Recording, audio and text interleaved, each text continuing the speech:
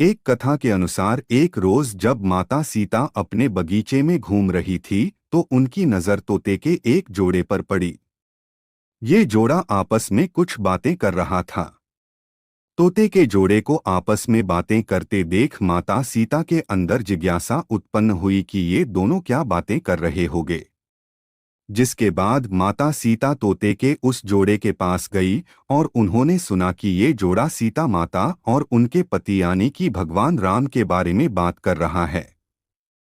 जब माता सीता ने तोतों के मुख से अपने भविष्य के बारे में इतनी सारी बातें सुनी तो उन्होंने पूछा कि तुम्हें मेरे भविष्य के बारे में इतना सब कुछ कैसे ज्ञात है।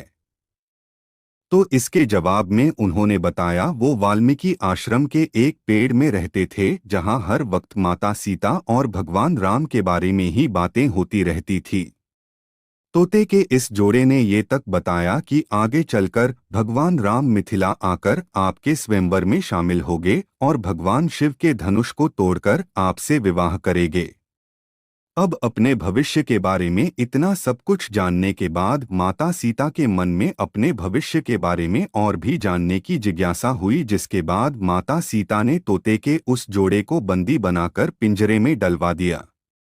काफी कुछ जानने के बाद अब माता सीता को मादा तोते से एक लगाव हो गया था, जिसके बाद माता सीता ने नर तोते को तो पिंजरे से बाहर कर दिया, लेकिन मादा तोते को अपने पास पिंजरे में रखने का ही निर्णय लिया। अब तोतों का जोड़ा एक दूसरे से अलग हो गया था, जिसके बाद मादा तोते ने माता सीता को बताया कि मैं गर्भवती हूँ, मुझे छोड़ दीजिए। लेकिन आप सभी को ये सुनकर हैरानी होगी कि माता सीता ने उसे छोड़ने से इनकार कर दिया। नर तोते ने भी माता सीता से अपनी बीवी को छोड़ने का काफी निवेदन किया, मगर माता सीता ने कहा कि उन्हें मादा तोते से लगाव हो गया है। उन्हें वो इतनी भाने लगी कि अब वो मादा तोते को अपने से दूर नहीं होने देंगी। इसके बाद नर तोते ने ये तक कहा कि मेरी बीवी को खुले जंगल में हमारे बच्चों को जन्म देने दो, इसके बाद मैं वापस अपनी बीवी को आपके पास छोड़ दूंगा। मगर इस पर भी माता सीता नहीं मानी और तोते को वहां से अकेले ही जाने को कह दिया गया। 3 से 4 दिन गुजरने के बाद मादा तोते ने पिंजरे में पति वियोग के कारण दम तोड़ दिया।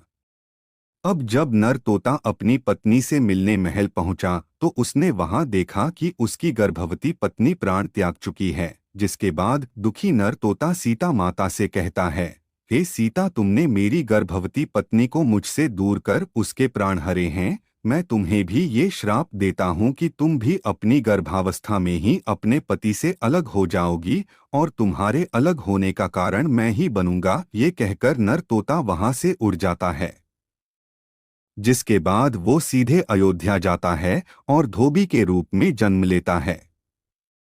ये वही धोबी होता है जिसने माता सीता के रावण के चुंगल से छूटने के बाद माता सीता के चरित्र पर सवाल खड़े किए थे, और इसी का कारण भगवान राम माता सीता को उनकी गर्भावस्था में त्याग देते हैं।